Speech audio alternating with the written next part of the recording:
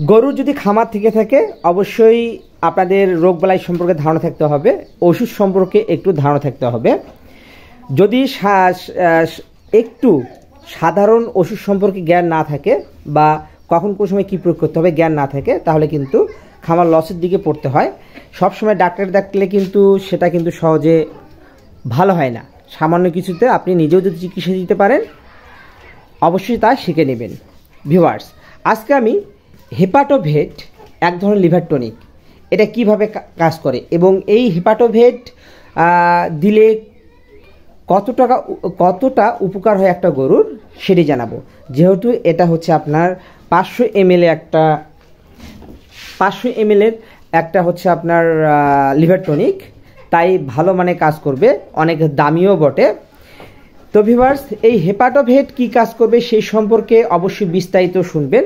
যদি ভিডিওটি ভালো লেগে থাকে অবশ্যই ক্ষুদ্র খামার চ্যানেলটিকে সাবস্ক্রাইব করবেন।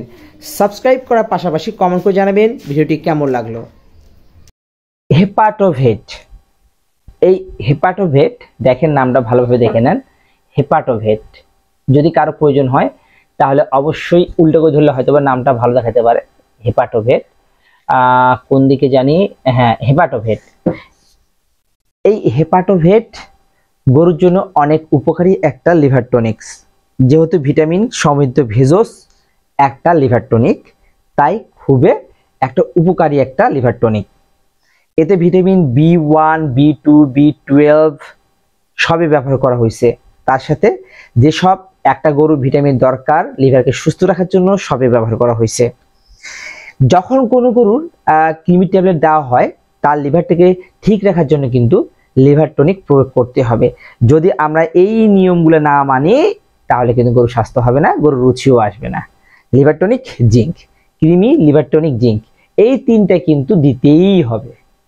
আমি 3 মাস পর পর গরুকে কৃমিনাশক করি এবং লিভার টনিক দেই, তারপর জিঙ্ক খাওয়ানোর চেষ্টা করি। তাই গরুর স্বাস্থ্য, প্রজনন ক্ষমতা, সুস্বাস্থ্যবান, রোগ প্রতিরোধ ক্ষমতা প্রত্যেকটাই বাড়বে আপনার গরুর। এই হেপাটোভেট আপনার যদি গরুকে প্রয়োগ করতে চান অবশ্যই ওজন অনুযায়ী প্রয়োগ করবেন। এটা একটা 500 ml এর একটা কন্টেনার। এটা কিন্তু আমি বড় নিছি এই জন্য যে সব গরুকে প্রয়োগ করার জন্য আমি এটা নিছি। যেহেতু আমার বাছুর আছে, বড় গরু আছে, সেক্ষেত্রে আমাকে এই 500 ml নিতে হবে। যদি আপনারা কোনো গরুকে দেখবেন কৃমিনাশক করার পর খাদ্যে অরুচি আসতেছে, সেক্ষেত্রে যদি হেপাটোভেট প্রয়োগ করেন লিভার টনিকটা, তাহলে খাদ্যের রুচি ফিরে আসবে এবং লিভারটাকে স্ট্রং করবে এবং গরুর স্বাস্থ্যটাকে আরো ভালো করবে। এখন ব্যবহার ও প্রয়োগ বিধি বলি। আমি সোজাসাপটা কাজ করি, আমি কোনো মাপতে যাই না। বাছুরের ক্ষেত্রে এটা দিয়ে আমি 1 ইয়া করে দিই, এভাবে 1 ইয়া করে দিই খাপা দিয়ে। আর যদি বড় গরু হয় আমি এটা দিয়ে 2 ইয়া করে দিই। এভাবে আমি প্রত্যেকটা গরুকে খাওয়াই, কারণ অত তো ভাই মাপামাপি করতে গেলে অনেক সময় লাগবে, তাই বোতলে খাপা দিয়ে আমি মাপি।